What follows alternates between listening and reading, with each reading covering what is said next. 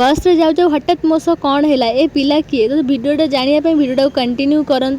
Then fast मुझे जो मैंने मोर आग व्लॉग देखी थे कालीर व्लॉग तो से जानते मुझे कुआड़े जाऊँगी कौन कर देन ये आगक भी मुझे देन किसी समय अपेक्षा कलापर किसी समय कौन दीर्घ 1.5 घंटा 2 घंटा अपेक्षा कलापर फाइनाली मत बस मिलला। देन पुणी छिड़ा हवा पड़ा पड़ा।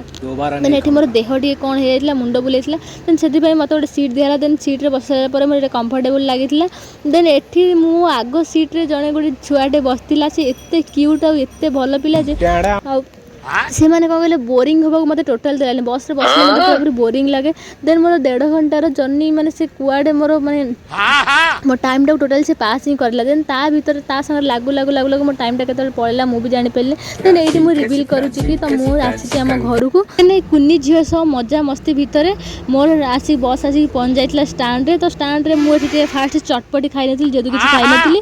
देन एठी चटपटी खाइ साइला पर तापर मु आसी पहुंच जाइतली हम घरे। देन सत कथा कहिया सांग मैंने गोटे दिन हो कि 10 दिन हो घर को आसबार मजा किसी अलग। तो घर को आसले ही बहुत खुश लगे। देन यहाँ हूँ आम घर।